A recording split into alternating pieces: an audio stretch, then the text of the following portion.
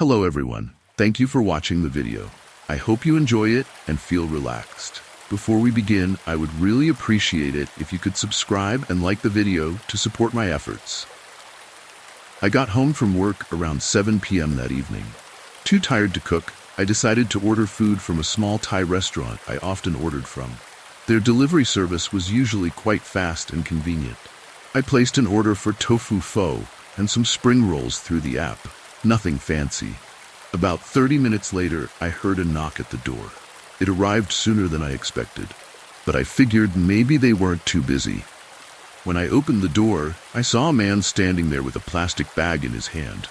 He looked like a typical delivery guy, worn-out jacket, hat pulled low over his face. He didn't say much, just handed me the bag. I thanked him, but he didn't leave immediately. He just stood there for a moment, staring at me. I felt a bit uneasy, but didn't think much of it at the time. When I went into the kitchen and opened the bag, there was no food inside, just some old newspapers. I thought it might have been a mistake, or maybe some kind of prank. Feeling annoyed, I picked up my phone to call the restaurant, but before I could dial, there was another knock at the door, this time louder and more urgent. I froze for a second, a strange feeling creeping up my spine. I walked to the door, and without thinking, opened it again. It was the same man, but this time, he had no bag, and he didn't seem to be leaving. His hat was pulled even lower, almost covering his eyes. I asked him what was going on, where my food was, but he didn't answer. Instead, he pushed the door wider and stepped inside. I backed away, stunned. I remember thinking, this can't be happening. He's not supposed to come in. Delivery guys don't just walk into your apartment. My heart started racing, but I didn't want to panic. He looked around like he was inspecting the place. My brain was screaming at me to do something, say something, but I couldn't get any words out. I just stood there, frozen, as he wandered into the living room. I asked him to leave, trying to keep my voice calm, but he didn't even look at me. He casually picked up random things, my keys, a magazine, even a picture frame. He wasn't in any hurry, and that scared me more than anything. It was like he knew he had all the time in the world, as if he wasn't worried about me trying to stop him. Finally, I found my voice and told him to leave. I tried to sound firm, but my voice trembled. He looked at me, really looked at me for the first time, and I saw his face. There was something wrong with his eyes, something cold and empty. He smiled, but it wasn't a friendly smile. It was like he found something funny, like he knew I was scared. He set the picture frame down. I backed up until I hit the wall, my mind racing, trying to figure out what to do. I didn't have my phone on me. It was still on the kitchen counter. I didn't know whether I should run or scream or try to fight him. He stopped a few steps away from me, tilted his head as if he was considering something. Then without a word, he turned and walked out of the apartment. He didn't run, didn't slam the door, just casually left as if nothing had happened. When I finally gathered myself, I ran to the door and locked it, my hands shaking so badly it took a few tries to turn the lock. I grabbed my phone and called the restaurant, but they said no one had been sent to deliver anything and my order was still being prepared. I hung up and called the police. When they arrived, they didn't find anything. No sign of forced entry, no fingerprints, nothing. They took my statement, but I could tell they didn't think it was serious. Just some strange guy they said was probably harmless. I couldn't sleep that night, replaying his gaze and that unsettling smile in my head. Every little noise startled me. I no longer felt safe in my own home. After that, I started staying with a friend, too afraid to be alone in the apartment. I haven't been back since. I know it sounds crazy, but I can't shake the feeling that he's still out there, watching, waiting for the right moment to come back. I keep thinking about that smile, the emptiness in his eyes, and I know I'll never forget it. I don't know what he wanted or why he chose me, but I'm just glad I got out before he did something worse. I don't know what would have happened if I hadn't found my voice and told him to leave. I just hope I never see him again. I was driving through Oregon, just passing through on a long road trip. It was already dark, and I had been on the road for hours without stopping. So, when I saw a sign for a rest area, I figured I'd pull over for a break. The place was small, remote, with just a few picnic tables and a restroom building surrounded by trees. There were no cars in the lot, but I didn't think much of it. The place seemed deserted. I parked and stepped out to stretch my legs before heading to the restroom. The air was cool and everything was quiet, with only the sound of leaves rustling in the breeze. The building looked old, run down, but I didn't care. I just needed to go and get back on the road. I pushed the heavy door open and stepped inside. The lighting was dim and flickered from the old fluorescent bulbs. The stale smell of the air hit me as my footsteps echoed on the tiled floor. There were a few stalls on one side and a row of sinks on the other, completely empty. I chose a stall near the back, not really paying attention to anything else. I just wanted to get in and out as fast as possible. The door creaked as I closed it, and I could hear the wind outside whistling through the cracks in the walls. I finished up and flushed, then went to open the door, but it wouldn't budge. I pushed harder, thinking it was just stuck, but it still didn't move. That's when I realized something was wrong. I hadn't locked the door, so there was no reason for it to be stuck like this. I tried again, this time with more force, but it didn't shift an inch. My heart began to race, and a cold sweat broke out on my forehead. I took a deep breath and tried to stay calm. Maybe the door was just old, maybe it had swollen or something, but no matter how hard I pushed, it wouldn't open. Panic started to creep in, but I told myself to stay focused. I decided to crawl under the door, but just as I bent down, I heard voices outside. Faint, but clear enough to make out a few words. They were talking about me. I froze, my heart skipping a beat as I strained to listen. There were at least 2 people, maybe more, their voices low but tense. I couldn't make out everything, but what I did hear sent chills down my spine. When he comes out, not yet, don't screw this up. They were waiting for me. I didn't know who they were or what they wanted, but it was obvious that whatever they had planned wasn't good. I pressed my ear to the stall door, trying to catch more, but the voices faded, leaving only the sound of my own heartbeat pounding in my ears. I looked around the stall, desperate for some kind of escape. The window was too high and too small to crawl through, and the door was still jammed. My mind raced as I tried to come up with a plan. I thought about calling for help, but my phone was in the car, and even if I had it, I doubted there'd be any signal out here. I stood there, trapped, each second feeling like an hour. The voices outside started up again, this time louder, closer. They were arguing now, and I caught the end of a sentence that made my blood run cold. Just break the door down. I knew I didn't have much time. They were losing patience, and it wouldn't be long before they decided to force their way in. I scanned the stall again, and that's when I noticed a small vent near the floor. Just big enough for me to squeeze through if I could get the cover off. I rushed over, my hands shaking as I tried to pry it loose with my fingers. It was rusty and loose, but it wasn't coming off easily. The voices outside were getting louder, more frustrated. I could hear footsteps now, pacing back and forth, and the sound of something heavy being dragged across the floor. I knew I didn't have much time left. I gave the vent cover one last hard yank, and finally, it came off with a screech of metal. I didn't waste a second. I dropped to the floor and started crawling through the narrow space, the metal edges scraping against my skin as I wriggled through. The vent was cramped, making it hard to move, and I struggled to breathe. I could hear the voices growing nearer, their footsteps echoing in the restroom. I crawled faster, pushing myself through the tight space, my heart pounding in my chest. I didn't know where the vent led, but anywhere was better than here. Just as I reached the other side, I heard a loud crash behind me, the sound of the stall door being kicked in. They were in the restroom, just a few steps away from where I was, but I didn't stop. I squeezed out of the vent and found myself in a small maintenance room, dark and cluttered with old cleaning supplies. I didn't have time to think. I saw a door on the other side of the room and ran for it, my hands trembling as I fumbled with the handle.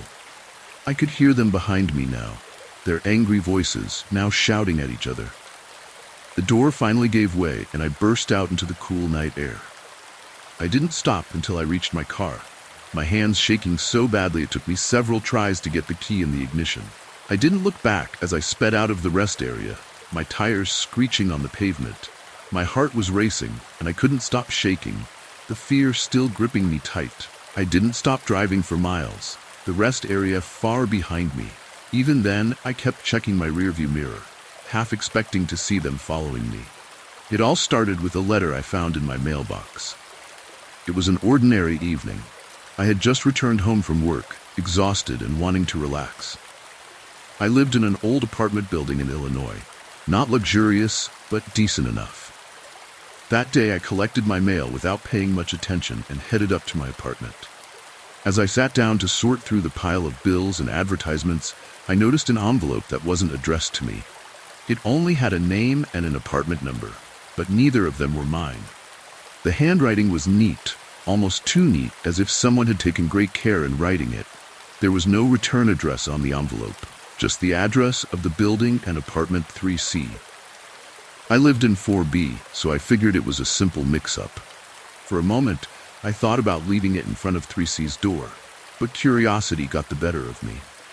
I'm not proud of it, but I opened the letter. Maybe I shouldn't have, but I did. The paper inside was just as plain as the envelope, but the words written on it were not what I expected. They weren't friendly or mundane, they were terrifying. The letter detailed a horrific crime, something violent, something cruel. It didn't say who had committed the act or where it had happened, just that terrible things had been done to someone. It was sickening. The more I read, the more my hands shook.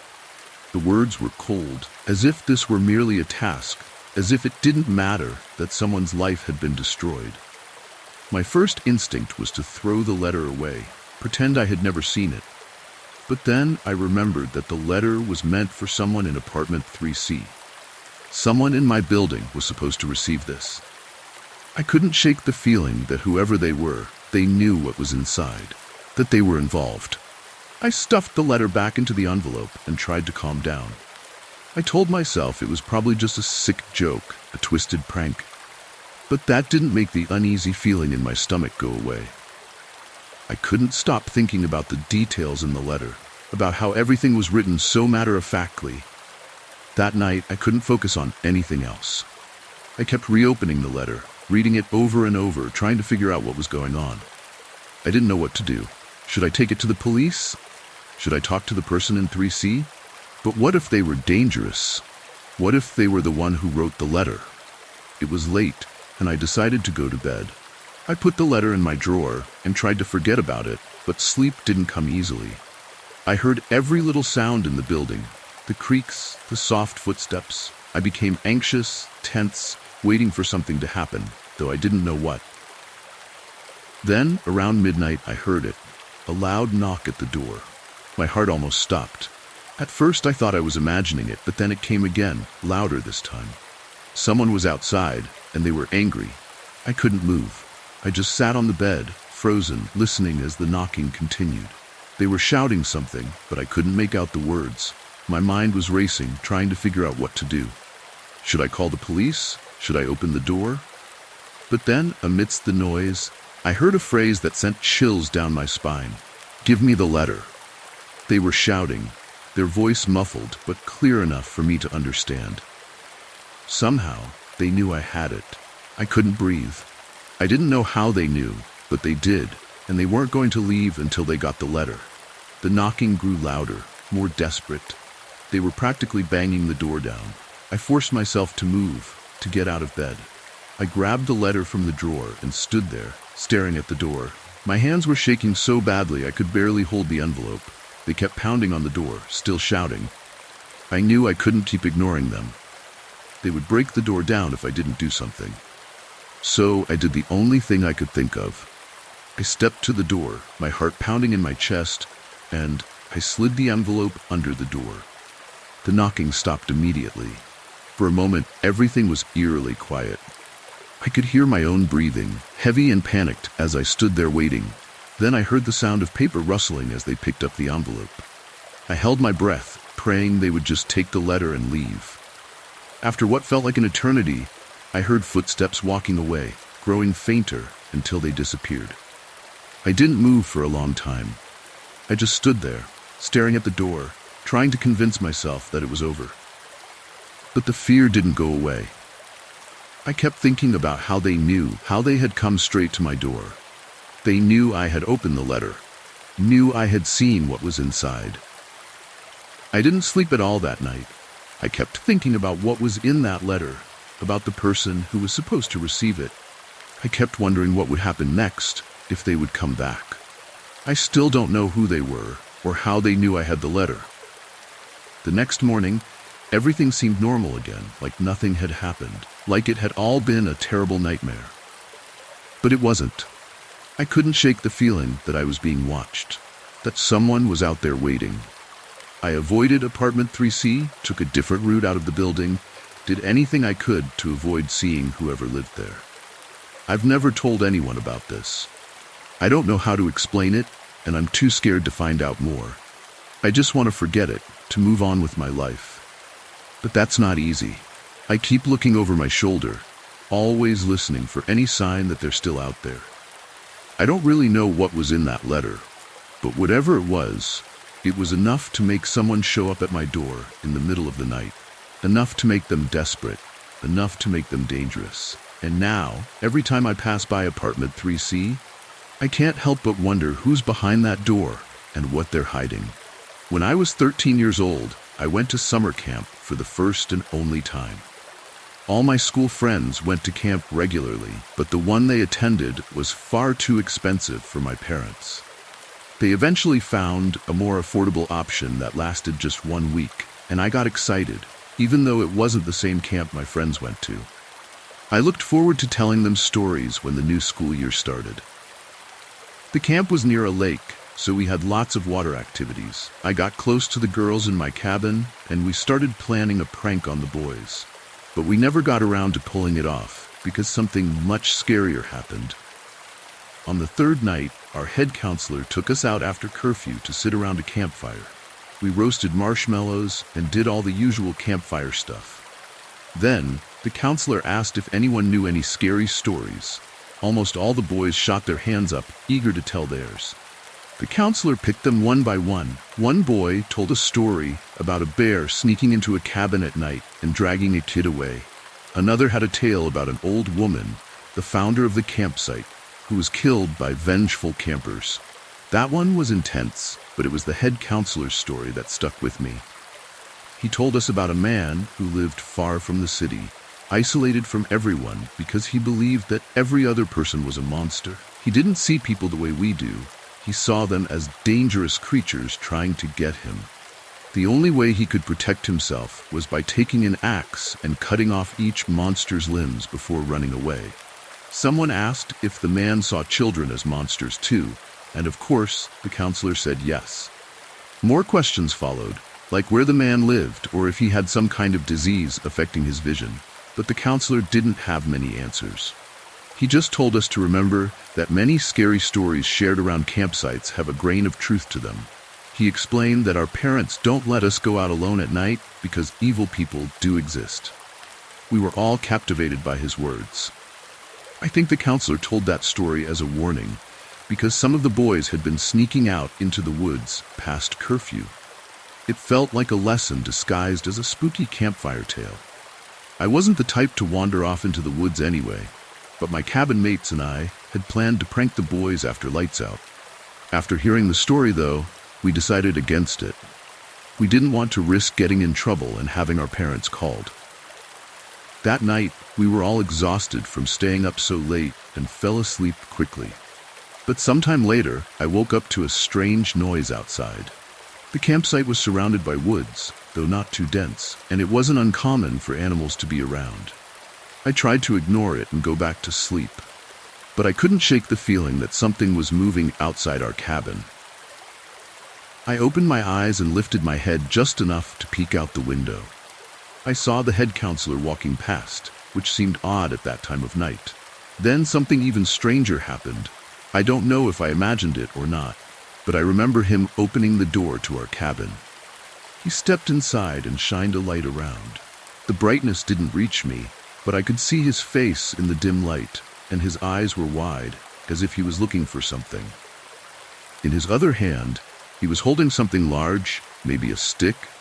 I couldn't tell for sure. After a moment, he silently closed the door and left.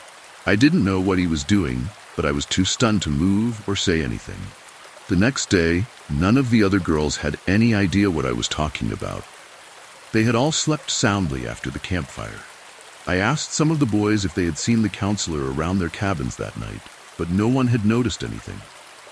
I came up with two theories. Either the head counselor was playing an elaborate prank after telling us the story of the Axeman, or I had dreamt the whole thing because of that story. If it was a prank, though, it didn't work. Everyone was fast asleep except me. But the memory of him coming into our cabin is so vivid, I still have a hard time believing it was just a dream. I once went to a summer camp where we slept in large tents, each holding about 10 kids. We had beds, but we wrapped ourselves in sleeping bags on top of the mattresses. The camp only had one main building, which served as the counselor headquarters, recreation area, dining hall, and pretty much everything else. The bathrooms were outhouses, but they were much cleaner than the porta potties you'd find at concerts. One night, I woke up because I had to use the bathroom. It was dark and a bit eerie, so I hurried out to take care of business and was on my way back when I stopped dead in my tracks. There, in the distance, I saw a man holding a torch, a real flame-lit torch like something out of a movie. He opened the flap of one of the boys' tents and shined the light inside. I assumed he was security, patrolling the campsite, and I didn't want to get in trouble for being out late, so I quietly turned to leave. As I took a step, my foot snapped a branch beneath me. The man turned to look right at me. It could have been funny if it wasn't so terrifying. He looked startled, and I was too scared to make a sound. I quickly headed back to my tent, hoping he wouldn't report me for being out after dark. I was a nervous kid, and I spent the rest of the night worrying about getting in trouble and being excluded from activities for something as simple as needing to pee. Since I couldn't sleep, I watched the light from his torch bobbing around the campsite, which only made me more anxious. I was convinced he would come back to check our tent. Eventually, as the sun started to rise, I must have dozed off for a short while before being woken up for the day. By lunchtime, I was so tired that I could barely keep my head up. Two of the female counselors noticed and pulled me aside to ask what was wrong. I was so anxious that I blurted out everything. I told them how I had gone to the bathroom during the night, seen the camp security guard with a torch, and was worried he'd report me for being out late. I also mentioned seeing him patrolling the site and hoped he wouldn't check on the girls' tents again, as it was making it hard for me to sleep. They listened, but their faces quickly shifted to confusion and concern. One of them asked, "What security guard?" I explained that I saw a man with a torch looking into the boys' tents, but their expressions grew more alarmed. They quickly told me to go back to my lunch and rushed off. Later, the camp director made an unexpected announcement. We had to pack our things because our parents were coming to pick us up early. Everyone was disappointed and confused. One girl in our tent thought maybe bad weather was coming, but it felt strange since we still had several days of camp left. My mom hugged me tightly when she arrived, and though I didn't know why, something didn't feel right. I never went to another sleepaway camp after that. Years later, I bumped into a girl from that camp named Cherry. She was older than most of us, and we hadn't talked much that summer, but she remembered me. We reminisced about camp, and I casually mentioned how I wished I had gone to other camps. That's when she dropped a bombshell. Our parents hadn't pulled us out of camp because of bad weather. It turns out that the man I saw that night wasn't a security guard. He was a recently released prisoner who had been living in a shack near the campsite. No one had known he was there until I mentioned seeing him with the torch. Cherry went on to say that the man was a registered sex offender, and that's why the camp had shut down immediately. Her parents refused to let her attend any more camps after that, and once they told her the truth, she never complained again. Hearing this, years later, stunned me into silence.